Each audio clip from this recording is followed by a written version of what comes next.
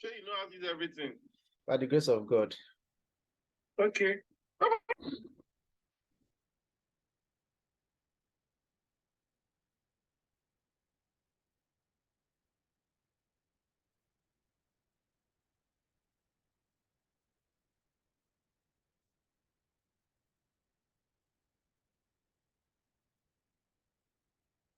Fantastic. Good evening, everyone. If you can hear me, hi. Hello, Mr. Joshua. Good evening. Yeah, upside down, just by the way. Yeah, that's kind of strange. I'm not sure why. Okay, figure it out. Good evening, everyone, and welcome. So once it's 5 minutes past 7, we will kick off. We'll make it very brief. We have 1 hour.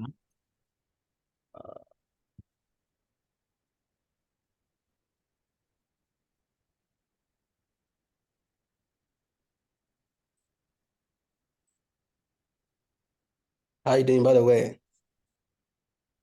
I'm doing very well. Hello, everyone. Good evening. We'll kick off very soon in, say, maybe 2 minutes. In the meantime, we can use the chat box to introduce ourselves so that after the presentation, we can just get right to a little bit of networking.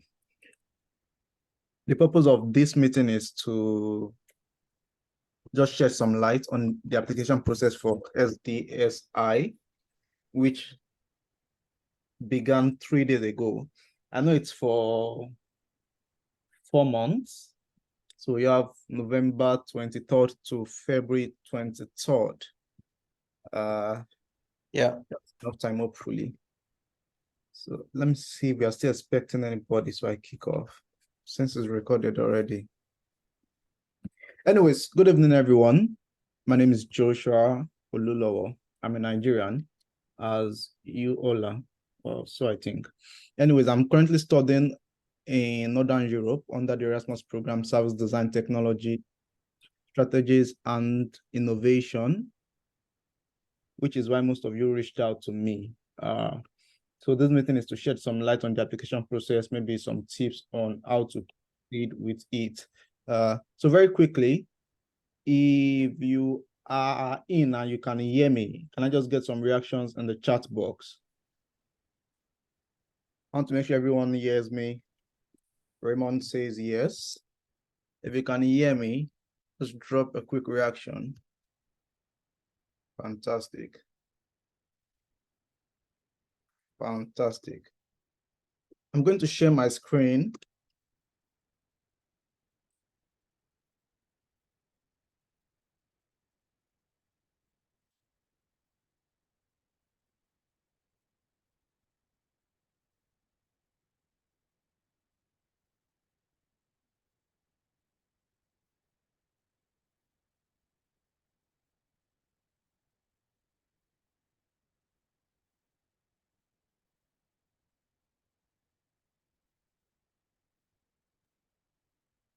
I'm sorry if you're saying something now. I can't hear you. I don't know if you're Yeah, I'm here. saying I'm trying to share my screen so I walk us through the page.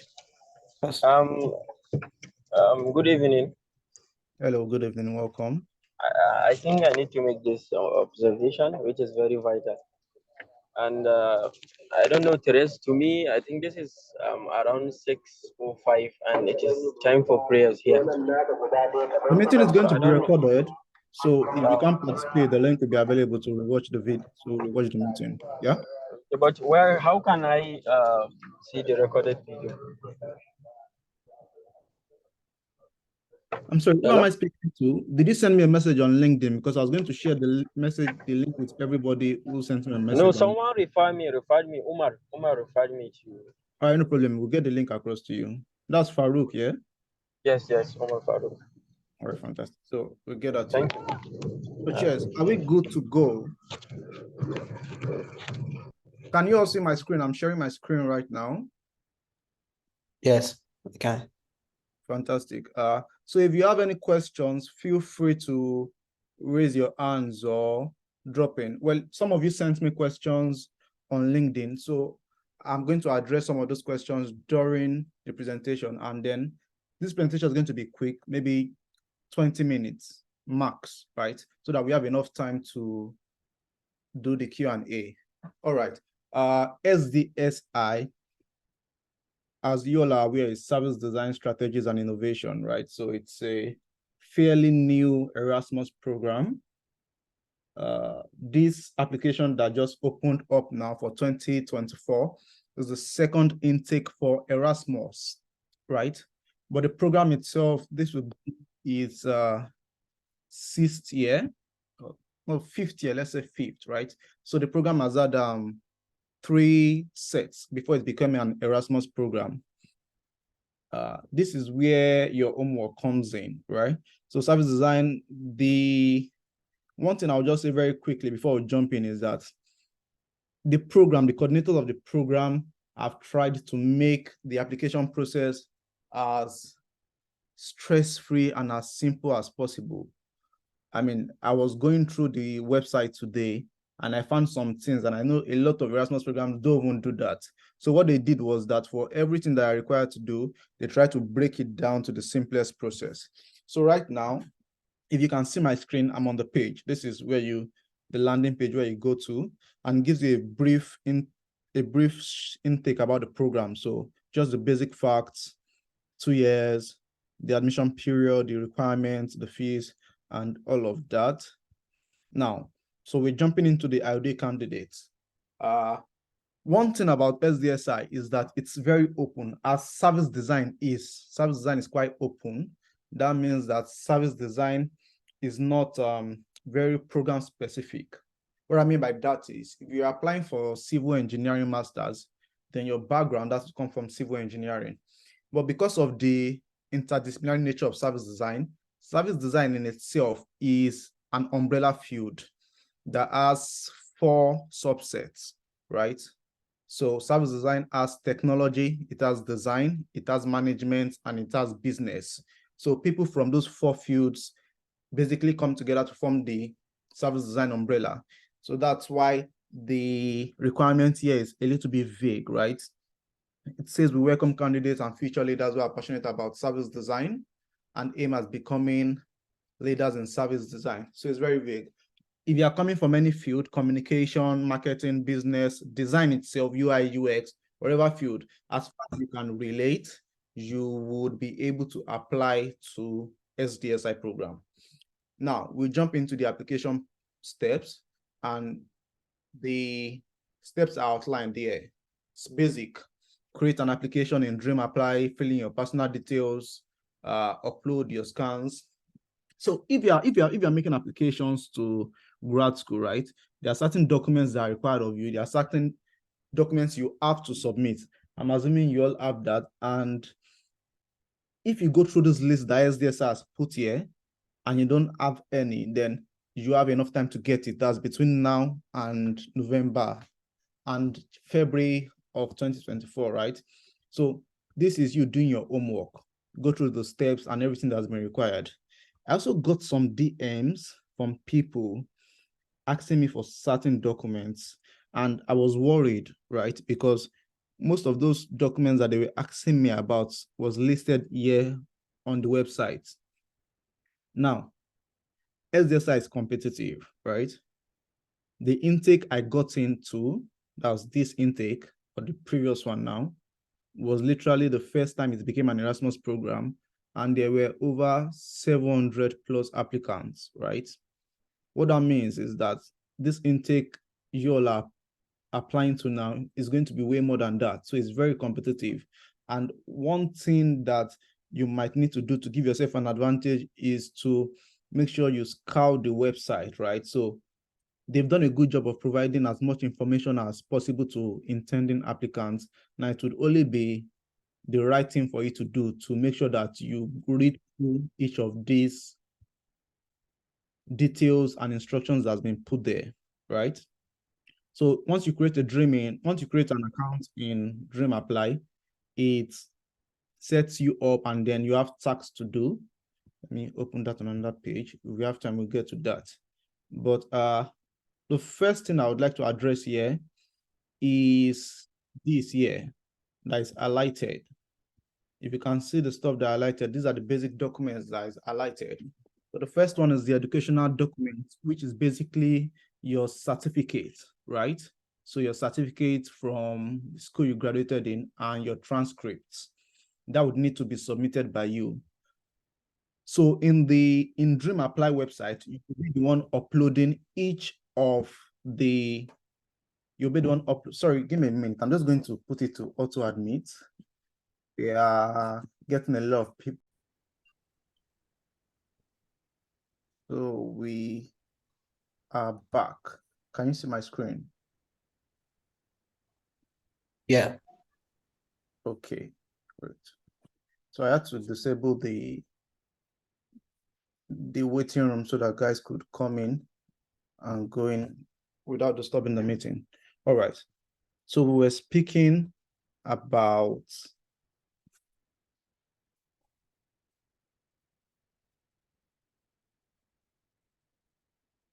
the admission, right?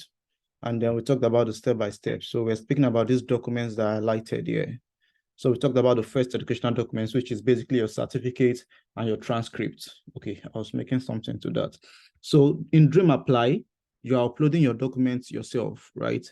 Some schools will ask you to have the school you graduated from sending it, but in Dream Apply, you're not uploading it yourself.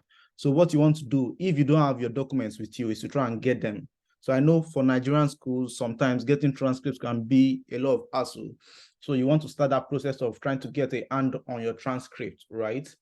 And so that you have it and upload. If your school is not willing to give you your transcript, then you can reach out to SDSI. There's an email, there's a support email there. Reach out to them and say, my school wants to send it to you themselves. So you can get them an email. Once they approve, then you can have your school send it to that. But the point is you want to take care of all documents early on so that you're not running around when it's time for the deadline, right? Great. The next one is the proof of English proficiency. I've gotten this question a lot. So SDSI is quite lenient. If you see this drop down here, they give a list of what is needed for the proof of English proficiency. So they accept literally all the tests in the world, right? Any test you can find. Some schools are picky, they only want IELTS or TOEFL, but SDSI takes anything. Also, one thing that is great for us is what I'm highlighting now. For us Nigerians, I'm assuming everybody here is a Nigerian. It reads, alternatively, if your previous bachelor's, master's, or doctorate was conducted in English, you are exempted for the language certificate requirement. So what that means is, if you studied in Nigeria, you don't need to submit a proficiency letter. But what you need to submit is to submit English proficiency letter. So this is a letter that is given by your school. It's a very simple letter. It just states that this guy was taught in English language and is proficient in the English language. So you can see it here. It says your diploma transcript should clearly state that your studies was carried out in English, or you can get a letter from your school. So most Nigerian schools offer it. If you go to Google and you Google English language proficiency letter from Nigerian schools, you're going to see the formats, right? So you can reach out to your school and tell them a quick letter. It's very basic, to whom it may concern or to whom it may apply. This is to certify that so and so with the matric number so and so was taught in the English language and is proficient. So you can do that. However, if SDSI is not the only application you're making, you might want to write an English test. The reason I say this is because if you are going to make many applications, some programs would not want the letter. They want an English test. They want IELTS, right? They want TOEFL. So it would help if you wrote that and then so you got it out of the way. Other than that, the proficiency letter is your next best bet. So the next thing that is required is the CV, which is great. Again, as I mentioned earlier, what SDSI has done is they try to break out what you need to see in your CV. So you would not see a lot of programs that will tell you what they want in your CV, but it's all written here. So take the template and apply it to your CV, basically, right? So the next one, which is a change, is this video letter of motivation. And I just even saw this today. So when I was applying, it was not a video letter of motivation. It was just a letter of motivation. But now SDSI is requesting that your letter of motivation comes in a video, right? So that means instead of writing out your letter of motivation, you will present it in a video format, right? Which would mean that you would need to prepare very much for it. But then again, SDSI has gone the extra mile to tell you what they are looking for, right? So it would really, really help you out to go through all of this. So this is what I'm looking at here, what I've highlighted: your personal introduction, your professional background, your motivation, your technical requirements. So I'm guessing now that they want to see whoever is applying. And by see, I mean they want to know you as a person. So this video would be one way you get to sell yourself, basically, right? Because you don't get to do that so much. The other things that are needed, your certificate, your school certificates, either bachelor's or master's, whatever you're going to submit, there's nothing you can do about it. It's what is there, that is what is there, right? Your CV is only the experiences you've gathered so far that you're going to submit. Your school transcript, you can't change it any longer. But what you can do is to make a change to the video letter of motivation. Now you get to sell yourself, right? So you get to share things about yourself you think are worth knowing. You get to craft your story, right? So this is the only malleable part that you tend to do. And for your ease of use, they've already put what they wanted there. A little bit about that, right? Especially in this first part where they said personal introduction, right? And then they said they want you to share insights about your personality, values, and outlook of life. Something to note is that you don't want to get carried away, okay? Now, looking at them asking you to share insights about your personality, values, and outlook of life, you don't want to go and start telling stories. You want to remember that you're making an application, right? So everything you say, since it's a video now, everything you mention should be tied back down to why you should come into SDSI, okay? So whatever story or anecdotes or things that you put, or your history, your motivation, you tie it back to why you're a great fit. And we are going to see something. SDSI also shared the grading process through which they are going to accept applicants, right? So they are not leaving you in the dark. They outlined each of the documents you applied is going to give you so mark. We get to that. And then there's the admission assignments. Now, because SDSI is very versatile, you are required to do an assignment, which is basically like a, should I say a test? Let's just call it an assignment. So what that means is that you have a project to work on, right? And it is this project, along with the other documents that you've submitted, that will determine whether you're going to be invited into the interview. Oh, and I know I didn't say that earlier, but basically the whole application and admission process is broken into two. The first is the documents that you have to submit, which is the video letter of motivation, the admission assignment, and whatever. And then the second phase is the interview. So whoever gets through the first phase is invited for an interview, right? And then let me pause here. If you have any questions as we are speaking, you can drop it in the chat box. I think we have some people trying to enter, so I'm just going to pause here for a while. And great.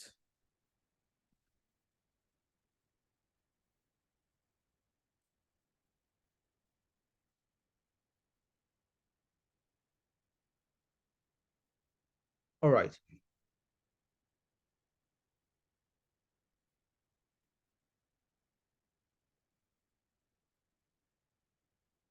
So this is Dream Apply. This is Dream Apply website. This is basically the website where you would make your application. Okay. So it says, welcome to SDSI. It gives you all the requirements, blah, blah, blah. Then it tells you the deadlines, the dates, right? And the criteria. So this is what I spoke about. So if you have come across this document, this is how they are going to be grading your application. Okay. Basically, the first step of filtering is, let's assume, for the sake of discussion, that 1,000 people apply for SDSI this year, right? The first way they are going to start grading people is to first take out everybody who did not submit all the required documents. So all the required documents would be educational documents, all of these are highlighted here, right? So there is no submitting and then hoping that just because I couldn't submit one, they will consider me. There are a lot of people that are going to be applying, and admission committees are usually very tired because they are reviewing thousands of applications, right? So it's important that you submit everything. You want to make sure that you're passing through that first page. You're passing through the first stage, because it's no use not submitting all your documents. Then you don't get a chance for them to review your documents, because they're not going to look at your admission assignment if you did not submit all your documents completely.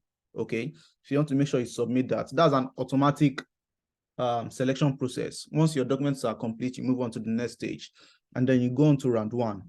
And you would see here, that the video letter of motivation has a 20% way, which is funny. So in round one, there are two things, right? There is the video letter of motivation and the admission assignments, which is 100%, right? That's for the stage one, 100% for stage one.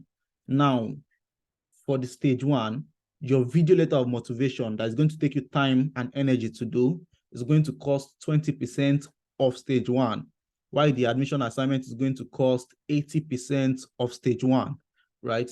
That would mean that you should do your video assignment as much as to the best of your ability, right?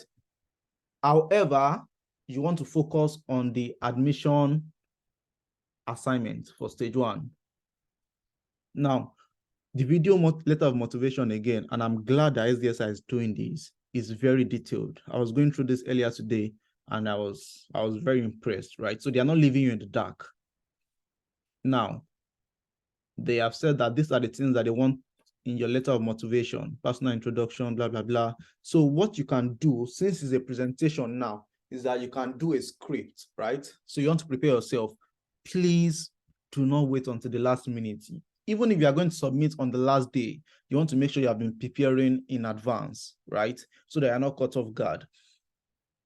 So you want to start writing your script early on, even if you are not going to submit for the next 2 months. You want to start preparing yourself and make sure that you have the time to revise and refine your application. I'm telling you, there are sometimes you will write wonderful stuff and then you'll be so proud. Then days later, you come and look at it and you're going to like tear it up. So you don't want to do last minute stuff. Again, because I said it's highly competitive, right? And you want to make sure you're putting your best foot forward. That being said, I just remembered something about the scholarship, but we'll get to that later. So you want to look at all of this and see what's important. A few tips I'm going to give you in creating your video letter of motivation, right, is that number one, just as you're writing a letter of motivation, you want to make sure that it follows a structure, right? For our sakes here, SDSA has put a structure that they're expecting, right, to help you. But you want to make sure that everything ties back to service design.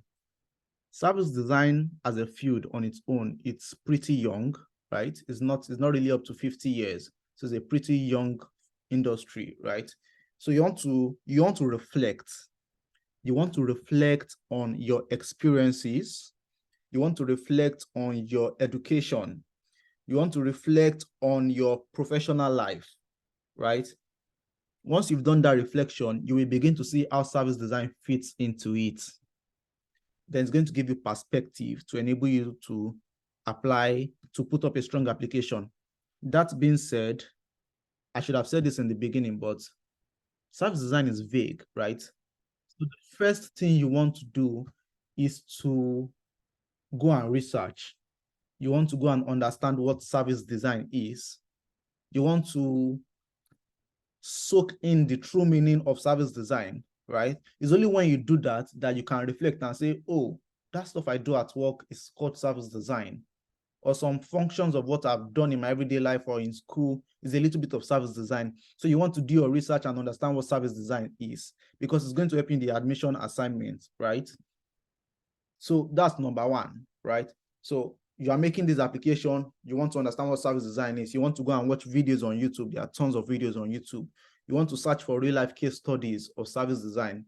You want to check the design thinking tools and methodology. Once you understand that, right, your foundation is settled. Then by the time you are drafting your video letter of motivation, you begin to see how things tie up. Do you understand? You begin to see how things tie up. So it's important that you have that background settled. The second thing I would like to share, the second tip for the video letter of motivation, during my time, it was a letter of motivation, not a video letter of motivation. One thing you might want to do is to take your time to do it. And what I mean by that is the video should do it to the best of your ability. It should be polished somewhat.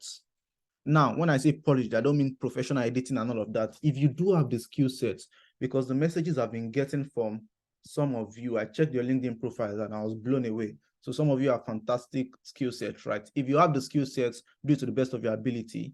But much more than that, put your best in it, right? Because again, don't forget, if I am in a 5-man committee and I have 1,000 people to look at, shabby applications will not make the cut, right? So you want to put in your best. So if you are able to, if you have the digital skills to make a nice video, do that.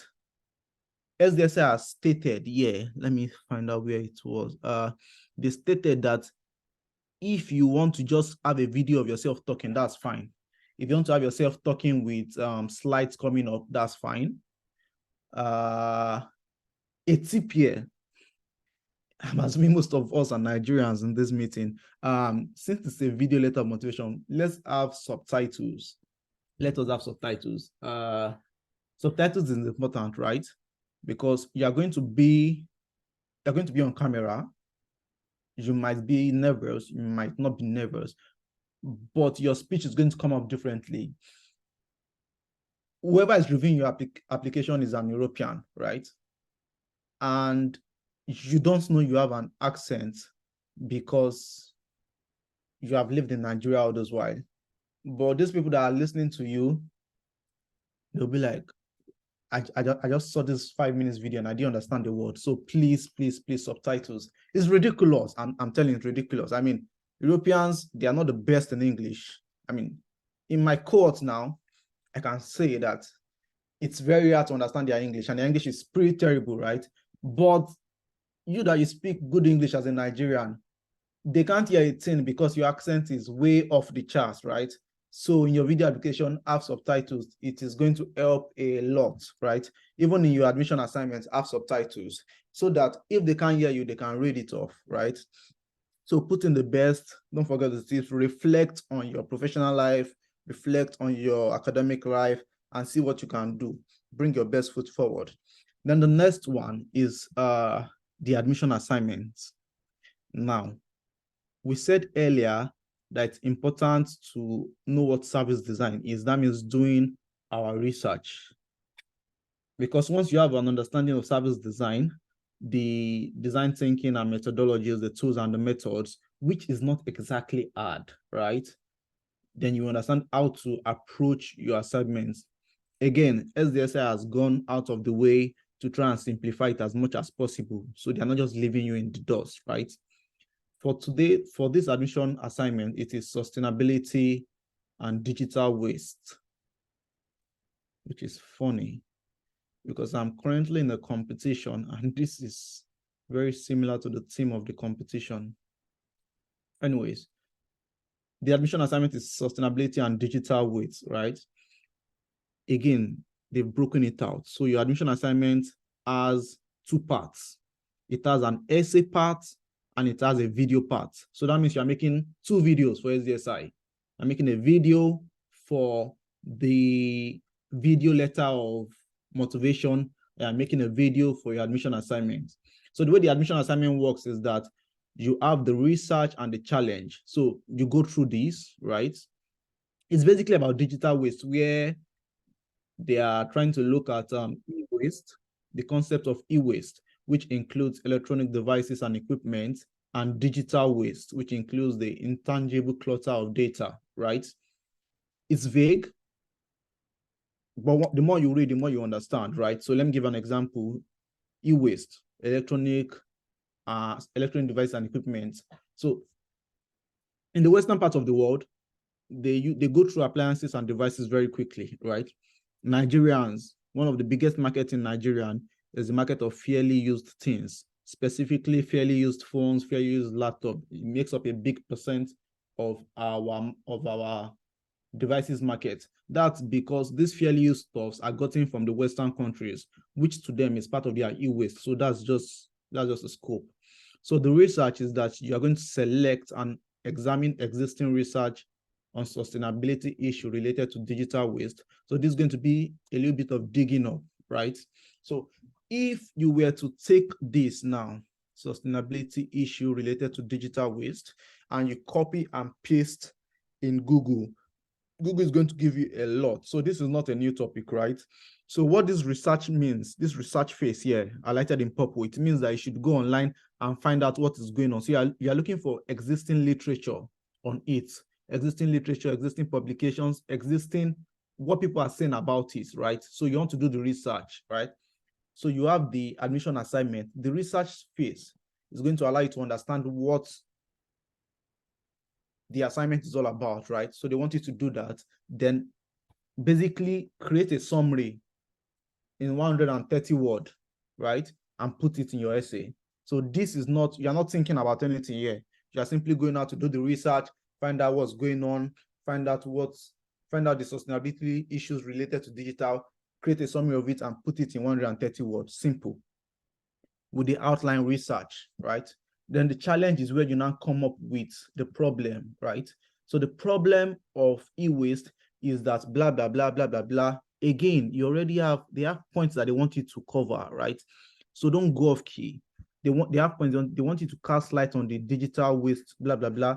So all of these points, do your research on them, summarize and come. You're not really coming up with anything new.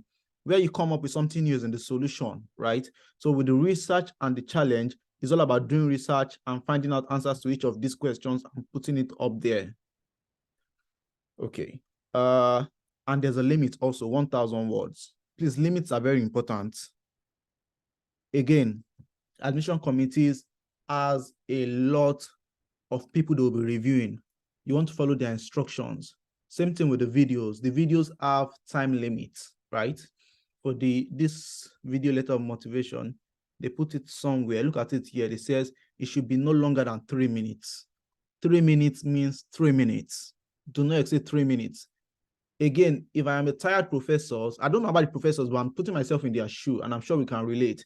If you are tired, if you have reviewed 100 applications a day, and then you are reviewing someone and you see that the person has done 10 minutes when you instructed to do 3 minutes, you don't even get to review, you just straight away and move on to the next. So it's important for us to follow instructions. There are limits for everything. Try and stick within it, right? During my time, and you also are going to see, because some of these videos, you have to upload them. I don't know if you are going to upload them on YouTube or wherever, but during that time, they asked, so this is it, yeah? They said you guys should send the link. That means you maybe need to upload it on a video streaming platform, probably YouTube. There are a lot of people that went way above the limit that was there, and it did not end well for them. Moving on, solution. So this is where you come in now. This is where all the research that you have done, learning about service design, will start to play. Now, because you have done your research to understand what service design is, by the time you do the research and the challenge phase of this assignment, you begin to understand, you begin to get context, and then you begin to create a solution. Again, I know that this page and all of these requirements is a lot, but in reality, it's not a lot. And I make bold to say that the Erasmus SDSI application process, it's one of the easiest processes ever, because they go out of their way to make sure that people understand what they're trying to do. And even as much as they have a lot of requirements here, they are not exactly expecting you to create a solution that should come from a professional. I know that because I'm speaking from experience and because I've spoken to a lot of my colleagues, yeah, and I've seen what some of them submitted for their application assignment, what they want from you, they want to see in your documents and your videos they are submitting that you have a basic understanding, right? The program itself, if you do get admitted, is there to teach you all about service design. So they are not expecting magnificent work. If you can do magnificent work, by all means do it, right? But then they are not expecting that of all participants. They know that there will be some level of basic things needed, right? So what you want is an understanding and make sure you create a unique solution. Again, they've already said how your video should be, right? So after I've done the research and the challenge, the solution part of it is going to be in a video format. Again, you're going to be discussing your solution to the problem that you have defined, okay?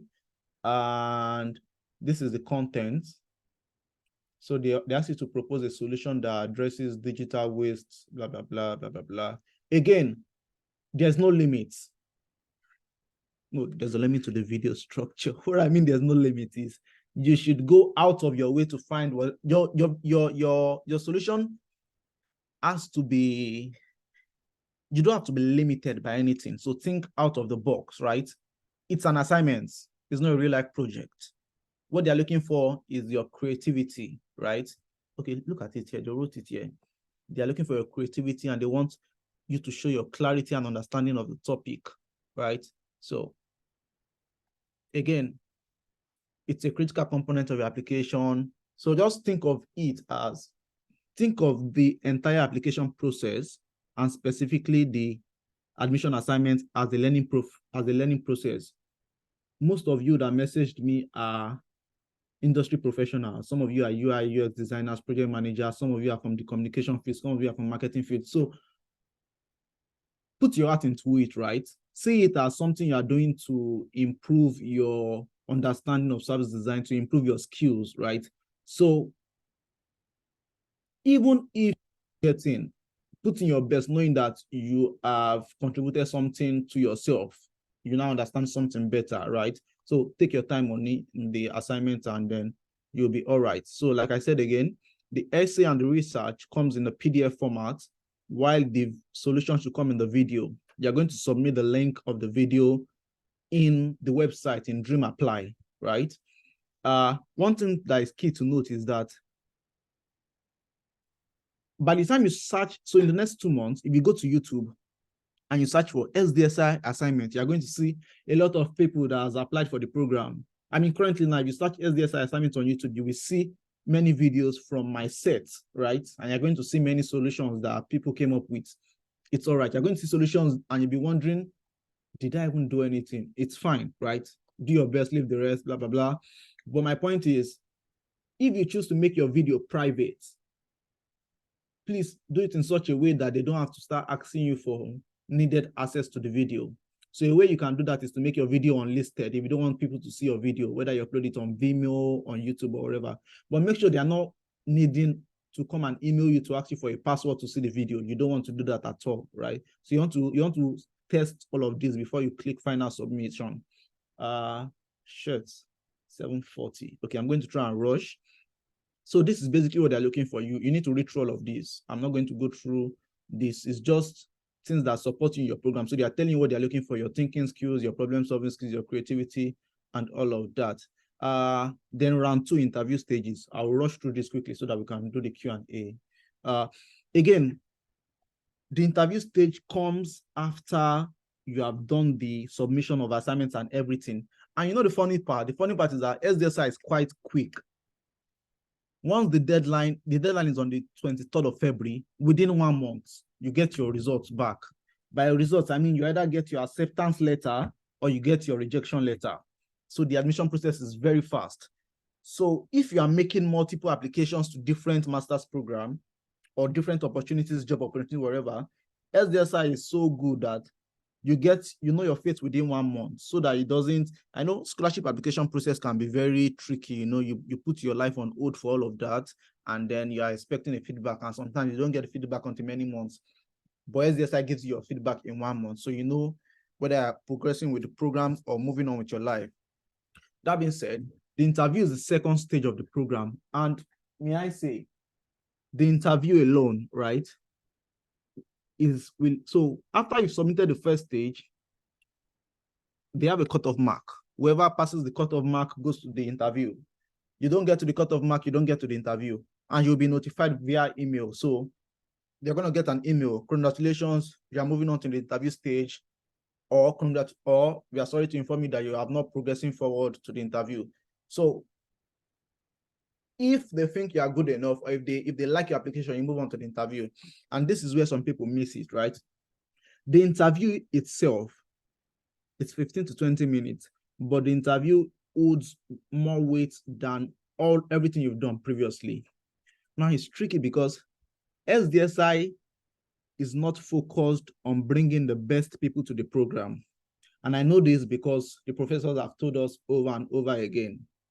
They are not focused on getting the best talent. They're not focused on getting the most creative person. They're not focused on getting the most skillful person. They are focused on getting the right people, which is something that should help you in this application and any other application you will submit. You are trying to tailor your application to be the right fit. That means that you go through the website, you read everything that is there. There are some videos that they upload there, you watch them, you understand what SDSI is looking for. They are not looking for the best people, they are looking for the right people, right? So you want to tailor your application to be the right person so that when they see your application, they say, oh, this is the guy we have been looking for, right? And then there's someone else who is very skillful, but he's off and they don't like his application. And then they pick you over. So there's that. So that's where the interview comes in. Again, SDSI has already given the list of the things they wanted for the interview. I went into my interview very prepared. I prepared for the interview, and then I got to the interview and they were asking me funny questions. And I was like, are you guys serious at all? Like, this is not what I prepared. So I'd prepared very academic interview, skills of service design, methodology of service design. And then I got to the interview and they were asking me about my working habits. They were asking me about diversity and how I work under pressure, which is everything that is highlighted here, right? So because service design is an interdisciplinary field, like I mentioned before, it's people from design, from technology, from business, from management. They are gathering people from all over the world. And the interview is basically to see, will this guy fit into our program? Or is he going to come into the program and cause trouble? Will this guy be able to work with a team? Will this guy be able to lead teams? So it's a very informal question. You would think you're on a date, right? That's how the interview would go. But it's basically them trying to see if you will play into their program. To test your intelligence, to test your skills, to test whatever, they've done all of that with the first stage. But the interview now is more about your interpersonal skills, right? Seeing how you can adapt well with people, because people will get on your nerves in the program. I mean, you're coming from Africa, you're coming from Nigeria, and then you're doing group work with people who don't understand the word you say, or people, you have Chinese people and they can't talk very well, or you guys are fighting a team. So the whole idea of the interview is to test your interpersonal skills and how you can relate with people and diversity and culture, right? So you want to be more intelligent there, emotionally intelligent, right? So that's how the interview stage goes. So that's it. Again, most programs will not give you all of this breakdown. You don't even know how they're going to judge you, but SDSI has done all of that, and I think that's very useful. So running back here, your CV again, like I said, there's a breakdown of that. And one thing that I noticed today, I did not notice it earlier, I noticed today, and I think it's good news. I'm going to confirm tomorrow when I go to school, I'll confirm with the professors. But during my stage, right, when I applied, SDSI gave only 20 scholarships per year. No, they give only 20 scholarships per year. But during my time when I applied, they specifically said it on the website, right? That 15 of those 20 scholarships is for Europeans, are for Europeans alone, right? 15 out of the 20 scholarships are for Europeans alone. Then 5 are for the rest of the world. So 5 scholarships are for Africa, for America, for South America, for North America, for China, for Asia, for Middle West, for everybody. So it was very difficult, right? 5 scholarships, that's what the rest of the world was fighting about, because SDSI was specifically built for Northern Europe. But now that I was on the website this afternoon preparing for this meeting, and also that has changed, right? Now they are still offering 20 scholarships, but now what is written here is that 15 are awarded to the top ranking applications worldwide. And I was like, wait, what? Does that mean that 15 are not for Europeans alone? And I tried to go through the website. I didn't see that again. So now what it means now is that they are not limited by continents or regions that are coming from, which is good news. So that means that you have more competition going on. So it's not like 100 people from Africa are fighting for only 5 spots. Nice, you're fighting for the entire 15. So it's open, which I think is wonderful. Then 5 are for specific regions. These are the belt people, the Kosovo, the Egypt, Palestine. But this is good news, right? 15 scholarships for everybody. So now it means that you have a fair fighting chance as opposed to during my time when it was 15 for Europeans alone. That being said, SDSI has an unspoken rule that they are not going to award scholarship to more than 2 people from the same country, right? So while we now have more fighting chance in your application, maximum of 2 persons from Nigeria will get a scholarship, if any of us will get a scholarship. Do you understand that? Right? So maximum of 2 people per country, right? So that means that if this 15 top ranking, the first 5 are from Nigeria, unfortunately, only 2 will get the scholarship, while the 6th person on the line that is from another country will get it before any of the other 3 from Nigeria get, right? Is that clear? Okay, so that's it. Another thing again is, if you love the program SDSI, if you've gone through the curriculum in this place here, there's a curriculum here, so you can see the list of the courses that we are doing. If you are totally in love with the program and then you can afford to fund yourself, by all means, and you don't get a scholarship, by all means, fund yourself. It's an exciting program and it's it's very diverse, should I say. And that thing again is, if you're a self-funded student, there might be another opportunity to get a scholarship. Now, currently in my class, we are 32. That means that out of the 32, only 20 are fully funded. But something happened this week. The program director, she walked into class and then she announced that they were able to get scholarships for the rest of the class. And I was like, in Europe, Erasmus has these mobility programs. Apart from the Mundus master's program, they have other European scholarships, and they got that for the rest of the class, but it was not the same 1,400 per month. This one was just 500 to 700 per month, and you still get to pay your tuition. But I was like, that's fantastic, right? Now, if you're funding yourself and you're looking for maybe a job to support yourself and all of that, you can easily, now you get 500 euros per month, do you pay your tuition. I don't know if that's going to be valid for the next year, but that's another option if you are considering funding yourself. Then this visa and residence permit usually comes in after you've gotten admission, so you don't need to bother yourself about it. After you get your admission, you would there'll be detailed information for you to do. But basically what it's about is that you have to send your documents physically to Latvia. That's the first country of the mobility program. You have to get your documents certified. So the way you certify it in Nigeria is, if it's your degree certificate, the Ministry of Foreign Affairs will stamp it, and then the Ministry of Education, they do a stamp on it. I think it's how much is it? Is it 1.5 per document? It's quite cheap. It's done at Abuja. There's not too much long process. You just go there, stamp, and then you send your documents over. So there's that. And that's again, before we move on to the Q&A, which we're going to do now, let me just emphasize here, because of the way SDSI is very open, you can check the admission results. Yeah. In fact, let me open this scholarship probe. So this is the result of everybody who got a scholarship, right? In my set right now. Now, remember what I said about how you can do well in the admission assignments and then you come and mess up in the interview. I'm going to show you some people who scored very highly. So this is the motivational letter table here. Then this is for the assignment, and then this is the interview. Some people scored very highly in the assignment, and then they messed up in the interview. And then there are people who got very low in the assignment, and then they did well in the interview, and they got the scholarship, right? And also, I will explain how that not more than 2 people can get a scholarship from a country. So by the left here, the numbers, the student IDs highlighted in blue are the ones who got the scholarship, right? So, who are those guys, those Chinese people? Okay. Say, for example, 8, this line that I highlighted now from Germany, right? The final grade here is 8.84, right? But the person did not get a scholarship because 2 other people from Germany had gotten a scholarship. Now, the final grade was 8.84, right?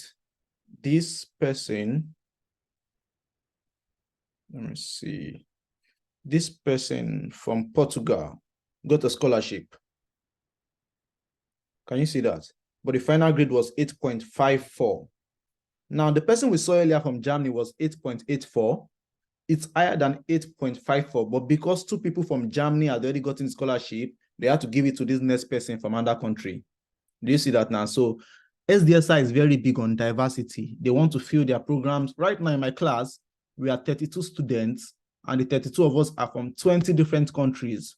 Diversity is a big part of SDSI. That's a tip for you. That means that in your program, you want to tell, in your application, in your motivational letter, right? You want to tell about your love of diversity and inclusion. It's big for them. Even if you don't like people from other country, you want to say it.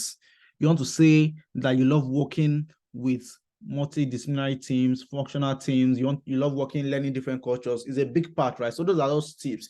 You will notice this sort of pattern when you're going through SDSI website. Some things that you see that they emphasize on the website too, right? They talked about what they are looking for, right?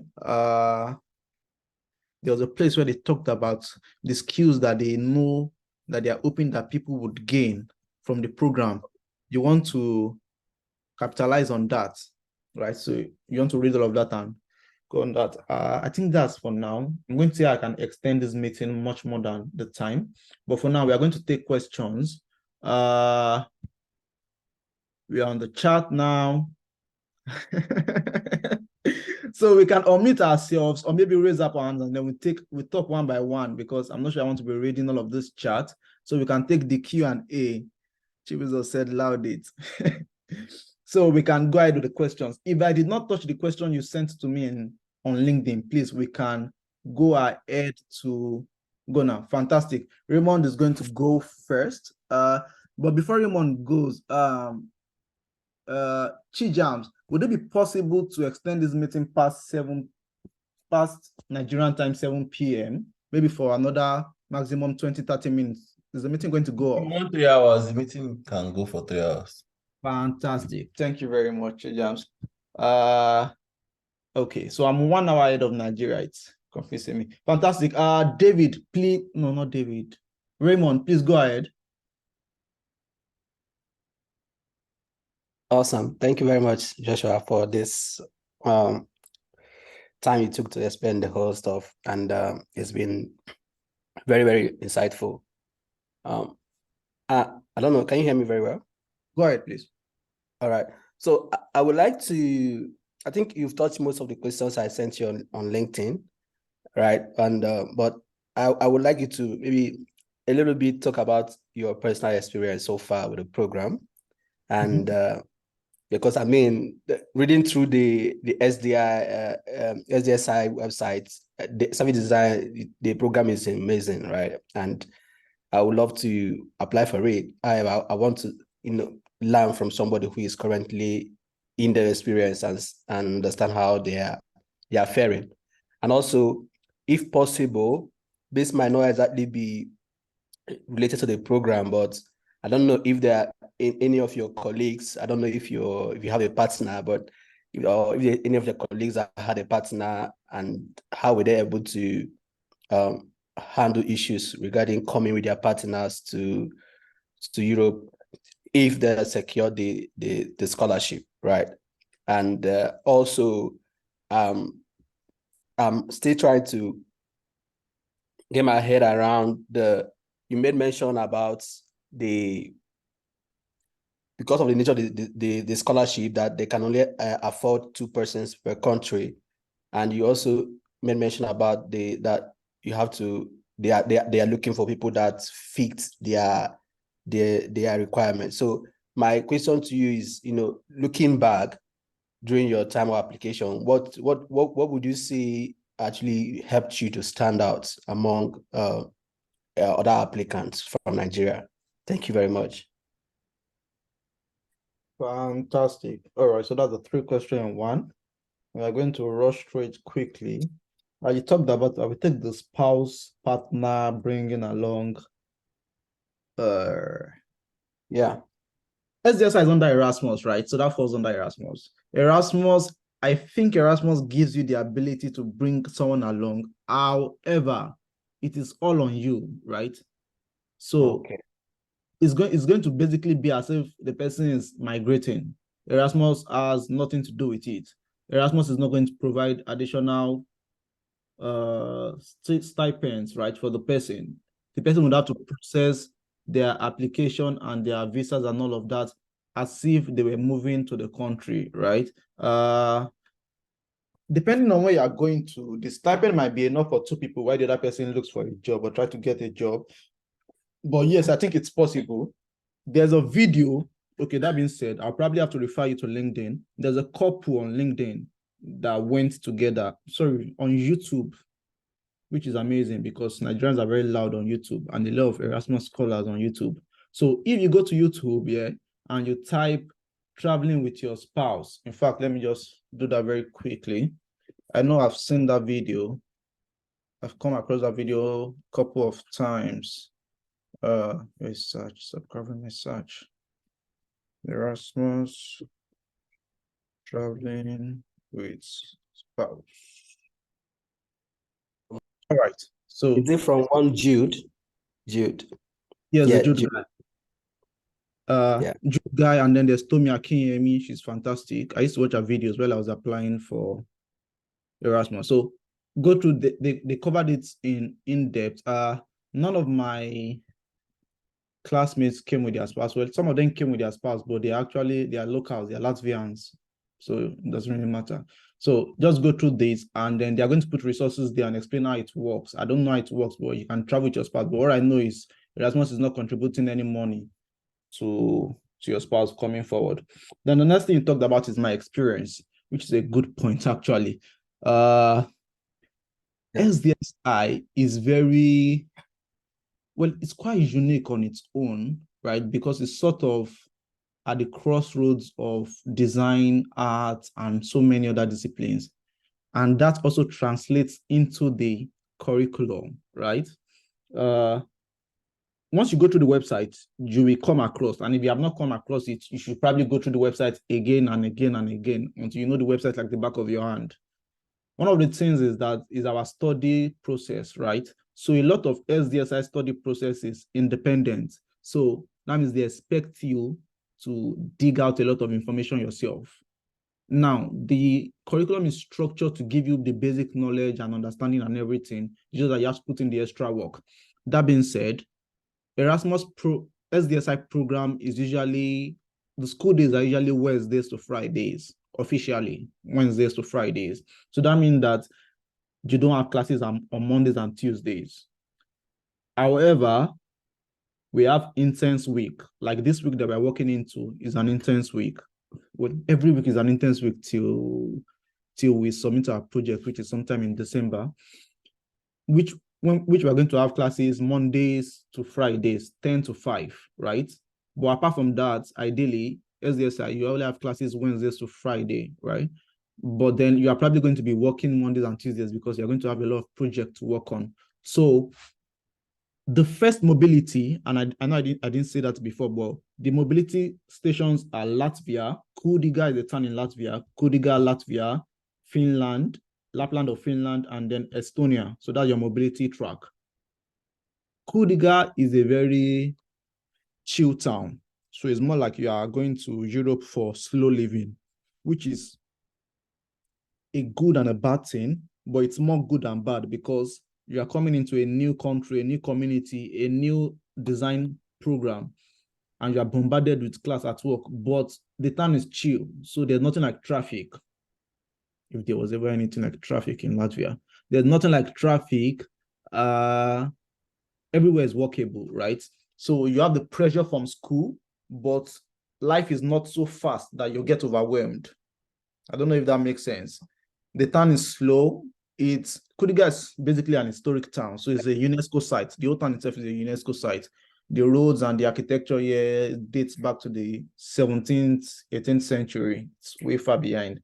So life is slow, right? It's not a bustling city, so that might help to cope with the program.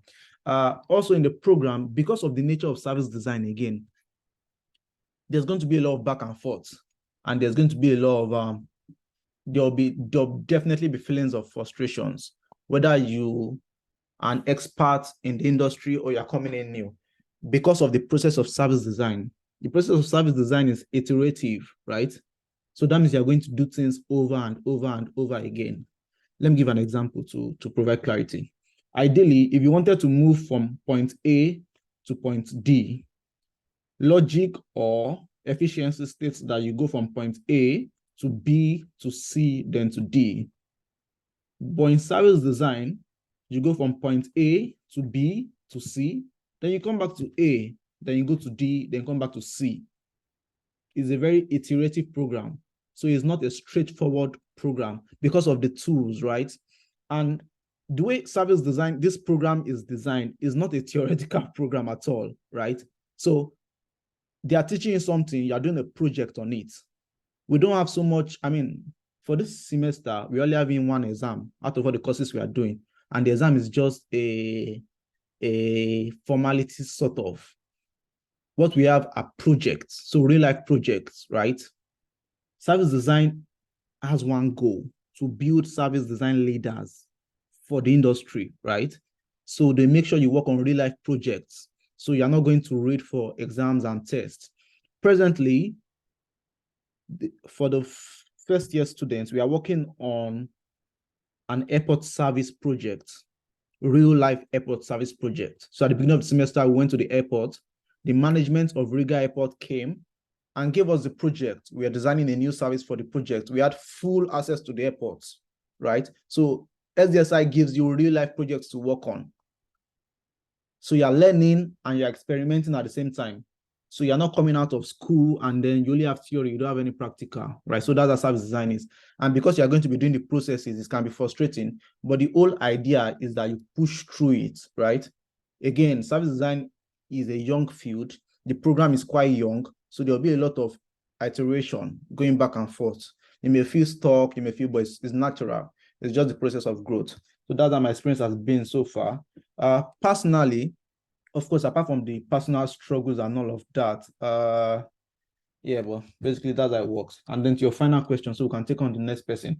What do I think made me stand out? So, so I said 12 because I submitted my application on the last day, right? And then not only did I submit on the last day, I submitted on the last hour. In fact, I had an alarm set, but then I forgot that we are not sharing the same time difference. I knew, but somehow I forgot. So 30 minutes to the close, I just remembered that was not the time difference. So I was like, I've been polishing this application for months, then I've missed the timeline. I was sweating, and then I was praying, and I was sweating. It was the middle of the night. It was supposed to be 12 a.m., right, to submit.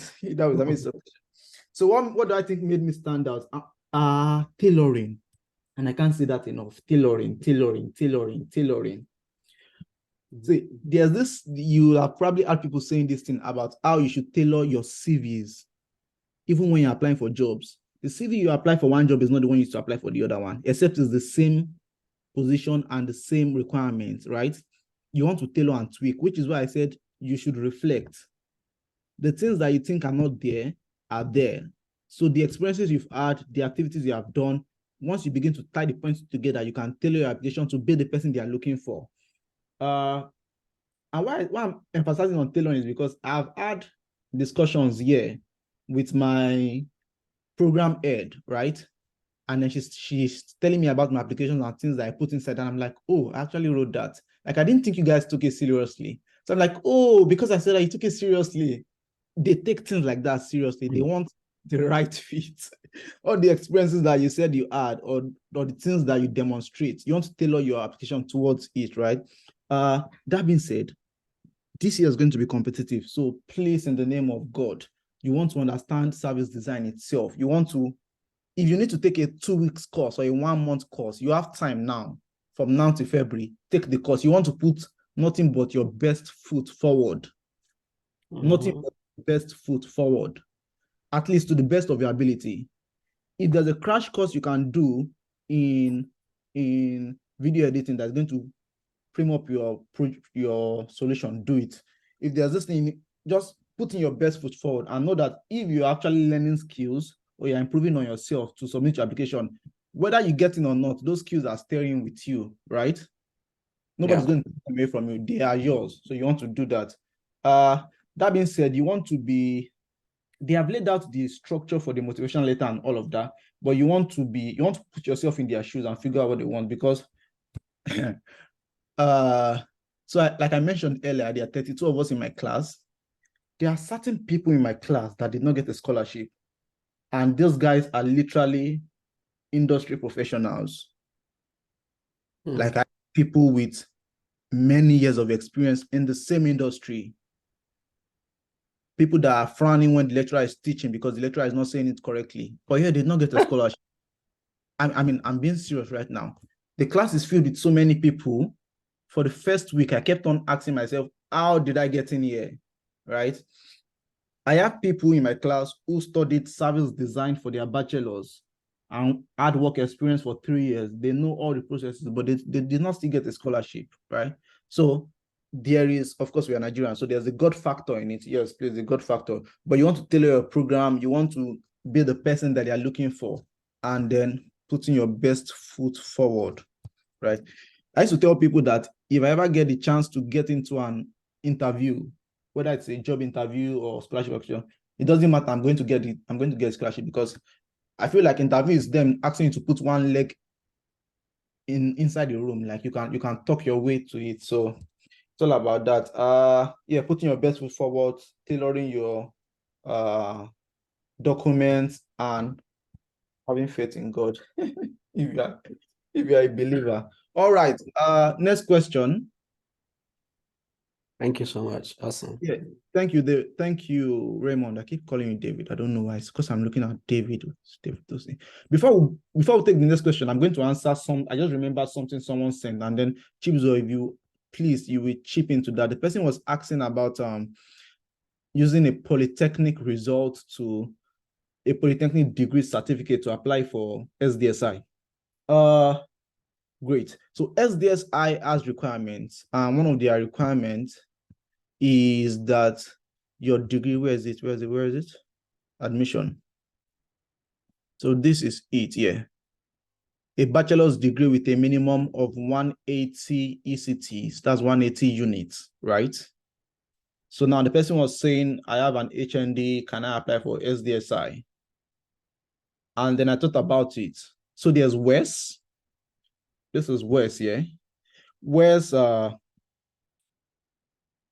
is an evaluation service that evaluates your degree in your country and matches it with the intending country's degree requirements, right? So let me come again. SDSI needs a minimum of 180 units.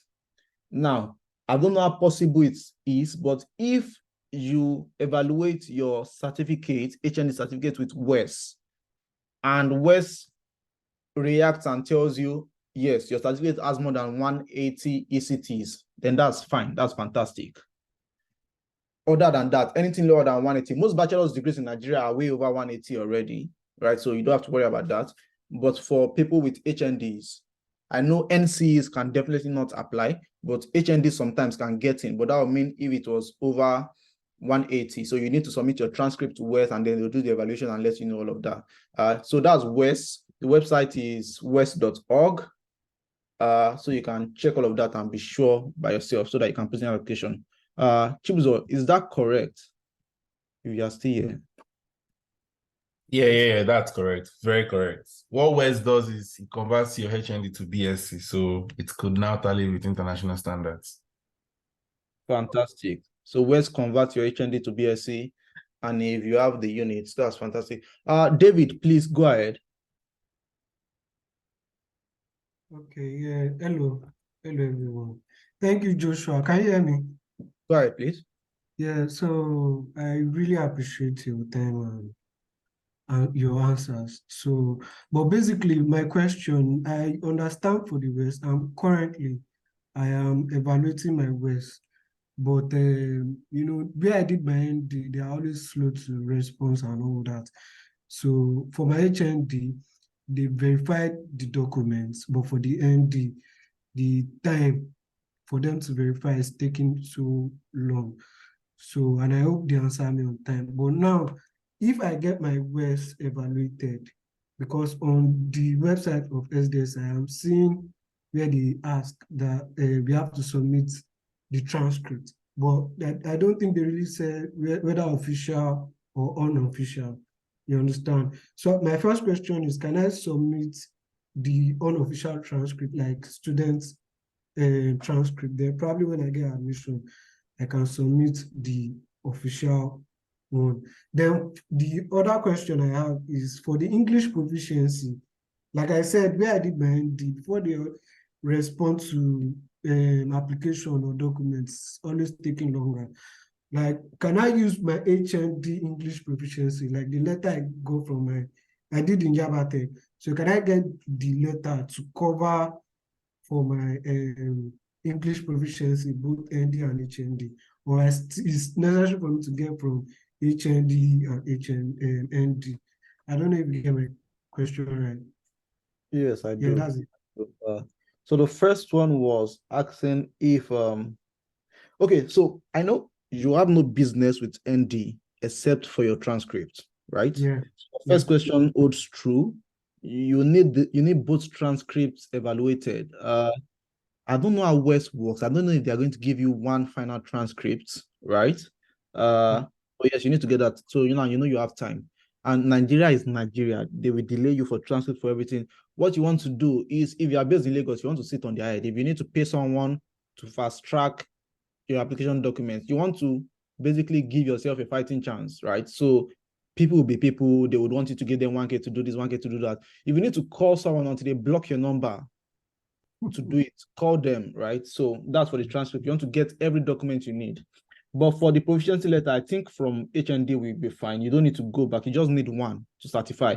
Already your transcript is in English, right? So that's proof already. But the proficiency letter just comes as extra, right? And well, if you're going to present an English, the whole idea is that they just want you to be able to speak English, right? So it's not a big deal per se. So yes, try and get your transcript as much as possible. I'm not sure if West combines them together. You can do your research and maybe send more emails to be sure of all of that. But yes, your transcript, your proficiency letter should come from HND, maybe nothing else. Then you asked about the official transcripts. They did say something about it. Okay, so it's here. I'm highlighting it now. It's called the official transcript of records. Again, this is November. You have December, January, February. Whatever it can take it to get the official. You have 3 months to work around it, right? And it can be a struggle. It certainly is for a lot of people. But just to be safe, I'm not sure what your unofficial reads, because if you are submitting a transcript that is written unofficial, that's like very bold on it, right? Sorry, So can I come in?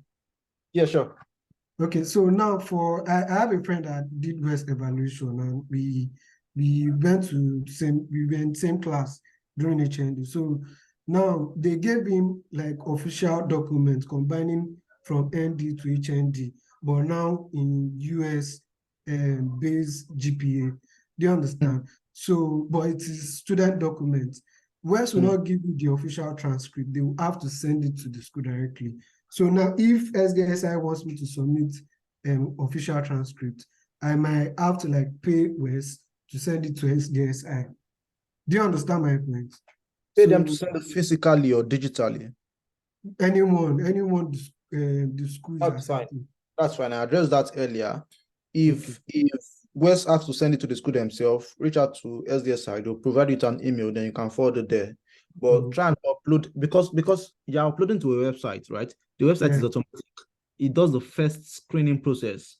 There's no man being behind it. So if you are not complete, it automatically filters you out, right? So you want to make sure they have informed whoever you need to inform about it way early on so that it does not affect you negatively. Right? Okay. Yeah, I get that. Yeah, Okay. yeah. Does Thank you. anybody have any question? Thank you.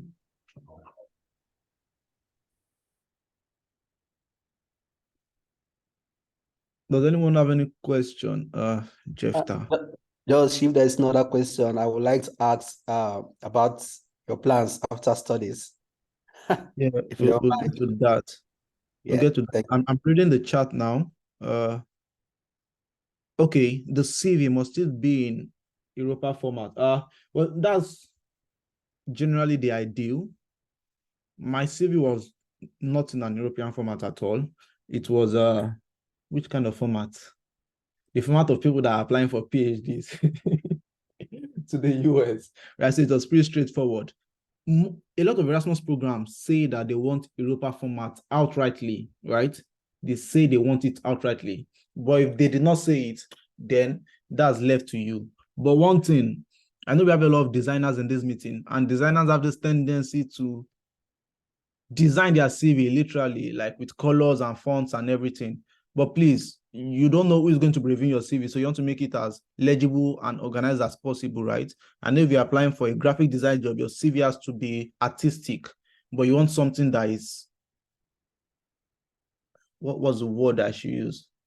Something that is structured, right? So don't go over. SDSI did not really specify the kind of CV if they want Europass. If you can do Europass, fantastic. What they specified is the structure, the things that they want in that CV, right? So that's what you should put in there. If you can do a neat CV straight to the point, that's fantastic. But if you feel you need to use Europass, then by all means use Europass, because as Europeans, they relate to that more, right?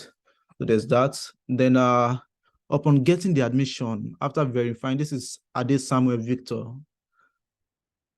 After verifying your degree with foreign affairs, how did you send it over to Latvia? DHL. I sent my degree over to DHL, right? And which is another thing again. In fact, I did not exactly verify my degree with foreign affairs. I went through another process, which you should not do. The idea would be with the Ministry of Education and Foreign Affairs. But DHL, I sent it on Friday from Abuja, DHL, and by Tuesday, it was in the school in Latvia already. So DHL is fast, reliable, and I think it was how much, 54K then. So yeah, there's that. Fantastic. Any other question? Does anybody have any other question? Yeah. I have a question. Sorry, you said something about verifying your documents in Abuja, like you stamp or something, like our certificate. Is there no way they do it in Lagos, so we have to go to Abuja and do those stamping? The ministries are in Abuja.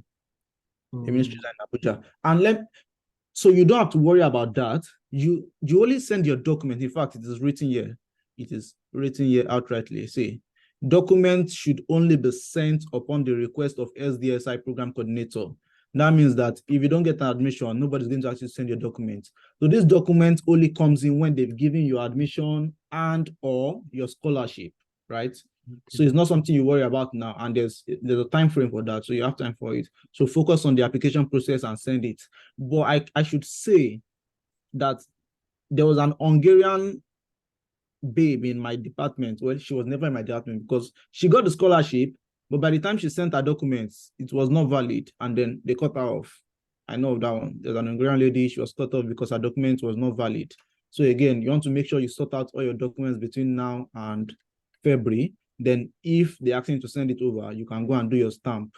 The way it works in Abuja is, I mean, I was in Egypt and I needed some documents sent from Abuja. There are people in the ministries there that can facilitate that for you in case you're not in Abuja. But yeah, you worry about that. You cross that bridge when you get there. Okay. Do we have any other question? Sorry that my question is too much, Joshua. There's this question I dropped in Q&A. Like I said, because there's this USA application I'm trying to apply for, and it's 1 minute video motivation letter. So, but yeah, we have 3 minutes motivation letter, and I want to ask, is it okay to like, like all this content creator, you cut and join? I'm not good with all these videos, but is it okay like to just do the 3 minutes straight, or we can cut and join our videos? I don't know if you get my point. So for your video motivation letter and for your video assignment, SDSI is very open. They were clear on it. Do whatever you feel you need to do, right? If you are doing animations or cartoons, that's up to you. Cut and join, up to you. PowerPoint slide presentation, up to you, right? Except for the video motivation letter where they need to see you talking. You can cut and join anything, it's up to you. That's why they said they encourage your creativity, right? During my time, I know a lot of people that did PowerPoint slides. Some people just did their phone, a selfie video record. Some people did professional editing and all of that. It's strictly up to you. The point is that you want to make sure that you're communicating effectively. Yeah. So if you are cutting and join or you're doing animation, you don't want to overwhelm them. You want to make sure that whatever method you use, everybody understands what you're saying and they get the point of your message, right? So yeah, break a leg. Moving forward, is there any other question that anybody would like to ask? While I'm reading through the messages I got from LinkedIn, to just know if I forgot about a question. Yeah, good evening, sir. Hi there, good evening. Yeah, My name is thanks. Say good evening, sir. Okay, thanks for the teaching and everything. Though I joined late, I'm still trying to understand, but the process that I only understand is the assignments and writing the motivation letter. Because you're saying talking about SDSI, service design. Is that about the service design? Is it the course? Because me, I read biology, so I'm still trying to get. But what I just got from here is the process. I'm trying to ask about the application because my own course is I read plan and applied biology, so I'm trying to ask about the application. Me apply for my own course under Erasmus Mundus. So one of the Good things, questions. yeah, I did, or at least I think I did. So I will try to answer. If I did not get it right, maybe then you come again. Yeah. One of the things I mentioned earlier was that service design is interdisciplinary, right? And I'm just going to give you context, right? So I'm going to read out, I'm going to just mention a few of the people in my class. There is a guy who has been a lawyer for the past 10 years, absolutely no relation to service design. But what he did again was connect the dots. Again, service design is in everyday life, right? Again, there is a lady who is a biologist. Apart from being a biologist, she's a lecturer. She teaches 100 level students biology. So she's a full-time biology. She's in my program right now. Not only is she in my program, she also got a scholarship into the program. Then we have people from business field, we have people from marketing, people from communication, then people from design, people from architecture, people from interior design. We have people from, let me see, a very far end field. There's a girl who studied criminology. Yeah, criminology from Italy. And she got a scholarship too. The whole point of everything is the main idea of service design is the bringing of fields to be able to use design thinking methods, right? So again, what you want to do is to reflect. Once you've done your research on service design, you begin to see the points begin to join together. You begin to look at your history, your experiences, your work experience, and then you begin to tie it together. Also, in Nigeria, as we know, what you study most times is not what you are working, like it's not what you are practicing in your professional life. So if you study something that is far off, and then maybe you picked up maybe some sort of design or customer relations officers, by the way, it doesn't matter. What you need is your portfolio. Your portfolio is your experiences. And thank God you brought that up. Please, please, please, and please. In fact, while I was preparing for this meeting, I spoke with a classmate yesterday, Emily. She's from Ireland, and she was a salesperson in her previous job. She had over 5 years of sales experience. And I was saying, what would you give? What would be your tip? And one of the things she said, apart from making sure you understand what service design is about, is the ability to present yourself very well in your CV. So that means your portfolio. So even if you've not read a single book since you graduated, you've had experiences, whether it's at work or it's at volunteering, they want to see how you are bringing all of that, because you are not just coming with book knowledge to SDSI. All your activities, volunteering, work, partnerships, whatever, you are bringing, those are your experience as a whole, right? So that's what they're looking at. They're not just looking at your degree. They're looking at your experience as a person, and if you're trying to contribute to the program. So yeah, there's that. Forget about the well, except you know there are some applications you do where you don't understand what's going on, you're just applying. Except it's that kind of application where you're just saying, for the sake of applying, let me apply. Then you probably not do that. That's a waste of your time, right? So yeah, there's that. Okay. So, okay, if I've not researched on service design, what about if I want to tailor my CV to the service design? Like you told us, okay, you can actually take a course on it. So, what would be my own experience towards that? Because I don't understand. Sorry, say that again. I said I'm actually asking on the CV part, the portfolio. Okay, the service design. I said I don't have any experience on it. Okay, if I read on it and have basic knowledge on it, how will I be able to tailor my CV? Like I've not worked being maybe a service designer or stuff like that. Why do you want to apply for this program? I think that's the better question. Like, you saw the program, what made you choose or decide to apply? No, basically I joined. I joined this because of the Erasmus and the scholarship. I didn't know that it's actually based on service design. Like, so. Oh, okay. You're from the Operation Leave Nigeria group. Oh, is that right? Hello? Hello, sir. Yes, I was saying, are you from the Operation Leave Nigeria group? No, there is a friend that sent the link to me. Okay, fantastic. I see your points now. I see your point. Okay, in case there's anybody else here who is not looking at applying for SDSI, this was a strictly SDSI thing. Erasmus Mundus is how do I say this? There's a word I'm looking for. Erasmus Mundus is more like opportunity for all program, right?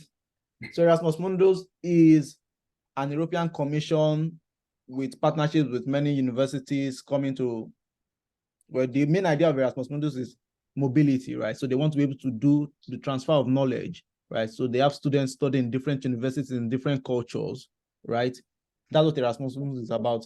And right now, there are over 200 master degree programs on the catalog, right? So that means that for any field you can think of, Erasmus Mundus has a master's degree program for it. And these are not generic master's degree programs. They are master's degree programs that are just formed. For example, in my cohort, and by my cohort, I mean 2020, the number of Erasmus Mundus scholars from Nigeria in 2023, we were 130 something or 140 something. That's the total number of people from Nigeria for this year that got Erasmus Mundus scholarship. We had a meet and greet in Abuja before we all traveled. But the people that got the scholarship came from so many diverse fields. There is a guy, a friend of mine, his name is Tolu, is in Paris right now, studying master's degree in dance and choreography. That's how ridiculous Erasmus Mundus is. There's a master's degree for every field. So the guy now is spending 2 years traveling around Europe, Paris, Hungary, Italy, just dancing. And at the end of the day, he's going to get 2 or 3 different master's degree programs, because that's what Erasmus does for people. It gives you get dual or multiple degrees, right? So for SDSI, to be specific, SDSI will give you 2 to 3 different master's degree. So Erasmus Mundus, the catalog, maybe if someone can do it to post it for us on the chat, catalog, the link to the catalog page, so you can search for programs that you're interested in, right? Pick as many as you want. There has to be a limit before.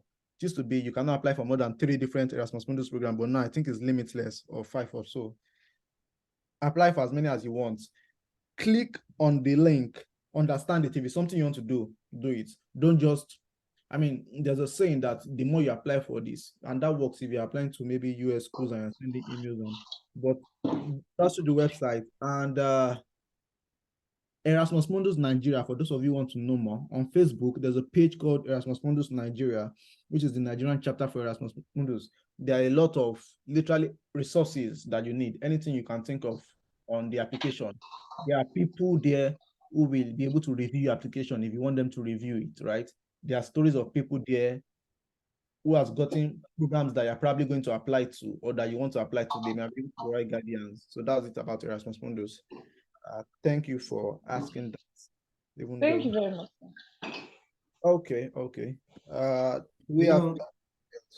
Yes, please. Yeah. So, sorry, I have another question. Why you're tailoring your CV and everything?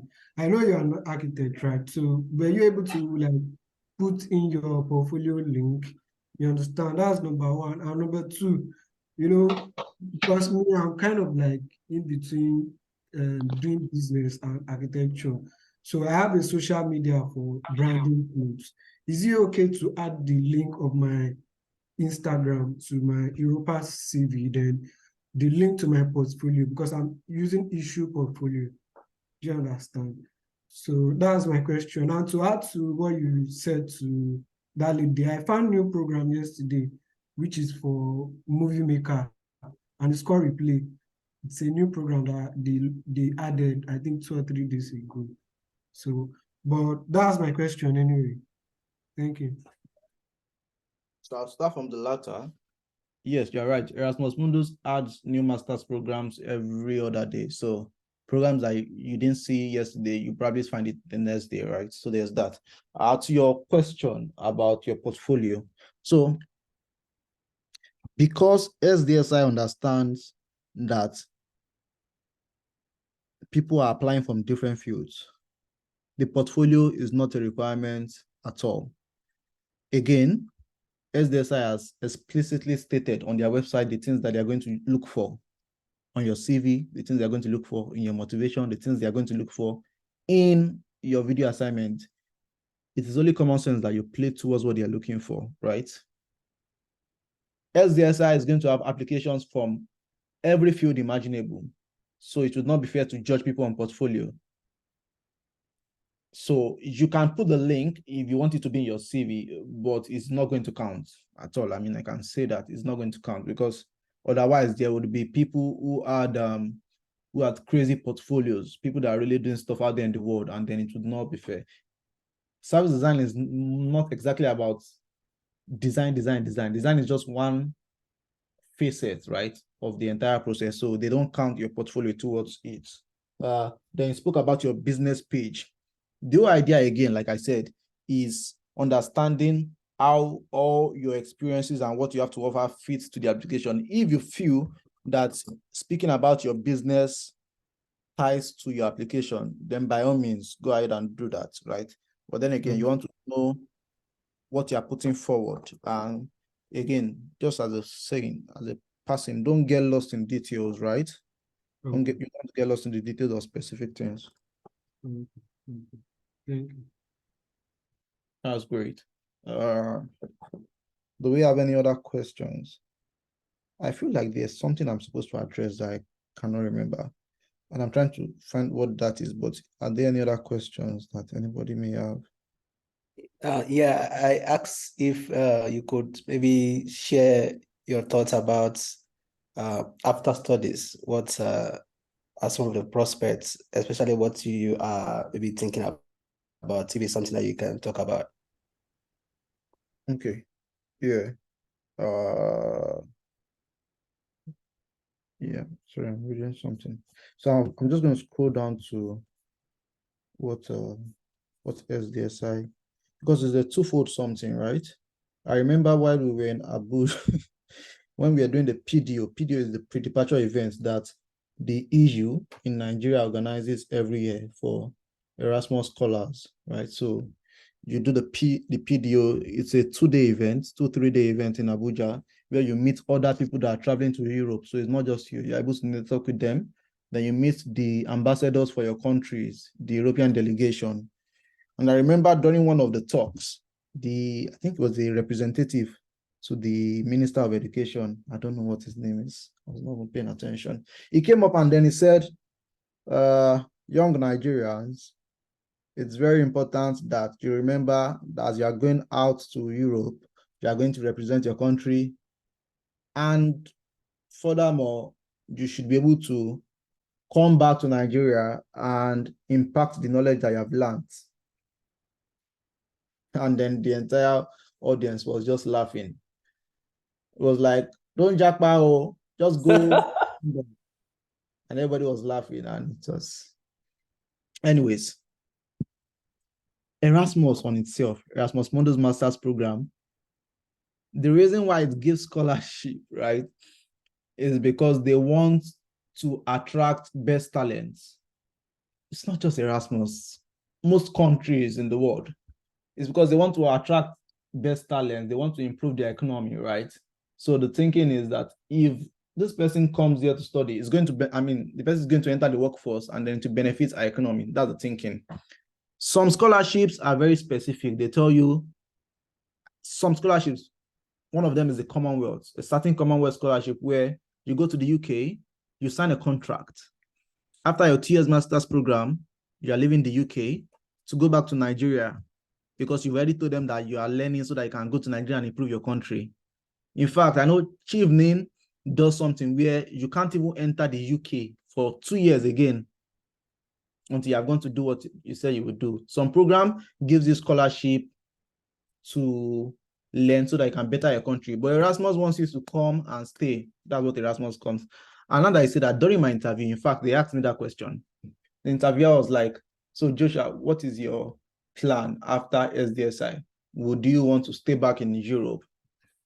And then, of course, it was something I was working on, something that was a work in progress, right? For me, it was not just about going to stay in Europe.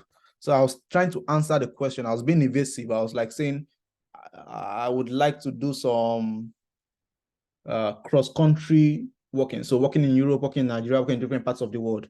And then they were like, but Joshua, you know that service design industry in Nigeria does not really exist like that. Like, wouldn't you like to work in Europe? So it was like as if they were begging me to work in Europe after my studies. And I knew I was doing an interview. And I said, okay, yes, I work in Europe. It could be that was still going to then give me the scholarship. But that's to my point again. Have your plans, but Erasmus does not pursue you away. For Europe generally, there's a 2 years, I think it's 2 years. Well, not for every country, but for the Schengen region. It could Depends, yeah. It depends. I was reading earlier today, I think Schengen is just 12, Belgium is just 12 months. But you have the opportunity to apply for the post-study visa, where you have a period of time. For Germany, it's 18 months, where you have 18 months to get a job, right? That can now lead to your residence permit and your permanent residence and all of that. So yeah, goals are different. For me, it's still a work in progress. I had some very wonderful scripted plans for my life while I was applying to interior and spatial design at the Politecnico di Milano. I always had this plan to go do my Masters of Design in Milan, then come back to Nigeria, set up something and see if we could do international partnerships with different organizations in different countries. But right now, this is a work in progress. And well, it's almost like it's going to be a jackpot kind of thing, but we are working around it. But yes, by all means, you can tell them you want to jackpot and they would be very happy. So personal goals. Thank you. That was yeah. Thanks for being sincere about that. Thank you. Amazing. All right. Okay, as a tip, you might want to throw in the cliche in your motivational letter, learning about cultures, blah blah blah. You're excited about all of that thing. That's by the way. Do we have any other questions so that we bring this meeting to a close? This meeting is recorded. Oh, so hello. Sorry for interrupting. I asked the question in the chat. You did? Yes, about the Europass CV.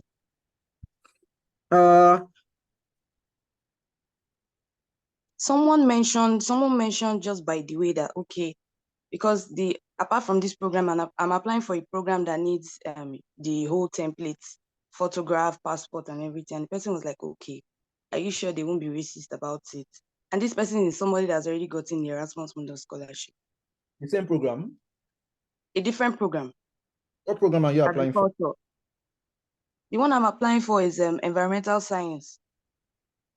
Erasmus? Environmental science. Yes, MESPOM, environmental science, policy, and management. MESPOM asked you to apply for. Yes, they asked for the template. They even put the template on the site, so you just copy it from there directly. Again, yeah, so I understand. And then there's a space for passports. Then put your passport there. If there's a space for passport, put it there. Yeah, put it there or not. I mean, if it's not exactly specified, then put it there. But to your point about racism, the whole idea of Erasmus, or one of the ideas of Erasmus, is to bring people from many cultures, right? So yes. Why personal bias might be a work in progress, this is an institution, right? This is an institution. And I'm fairly certain that if you looked around, you would find people in, you said MESPON, yeah? Yeah. Is there a new program? No. If it's not a new program, it's not a new program.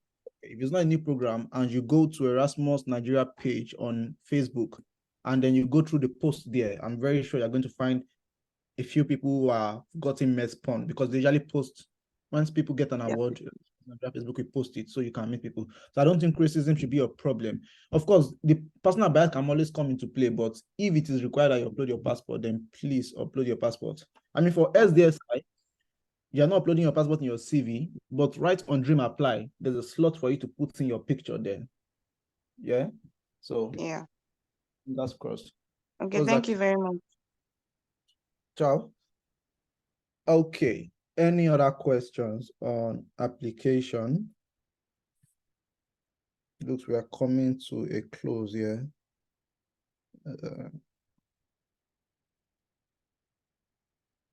Fantastic. So if we don't have any other questions, we would come to a close now. I appreciate you all being here. Fingers crossed. Yeah, and I know it's not very optimistic, but if it's possible, maybe you work towards that's if school is what you're looking at, right? For some people, it's just that they just want to get more knowledge in service design and all of that. But you should probably extend the same enthusiasm that you put in your application to maybe other applications also. I know it's sort of downing, but maybe not exactly putting all your eggs in a basket. That does not mean that you are expecting to fail. I think you're just giving yourself more options. And if you love service design so much, there are a number of schools that are operating the service design program. One that I know of is the Politecnico di Milano in Italy. They have a program called Product Service System Design. It's a fantastic program. And then there are also multiple scholarships that come with it. You have the Merit Politecnico di Milano scholarship, you have the Italy government scholarship. So if it's that you are very, very interested in the field, right, you can look for many other opportunities, but try and spread your wings, right? Give yourself more, what's it called? That you want to make sure that the law of probabilities work in your favor, and trust God and pray, and we'll be all right. Ja? So that being said, we are coming to a close. Thank you all for being here. I will try and share the link to the recorded meeting as soon as we can. May the force be with you all. That's a reference from Thank you so much, Mr. Joshua. I appreciate the time. God bless you. Bless everyone and have a good night. Yeah, Chijam, thank you very much for hosting us. We appreciate it. Cheers, guys. Thank you.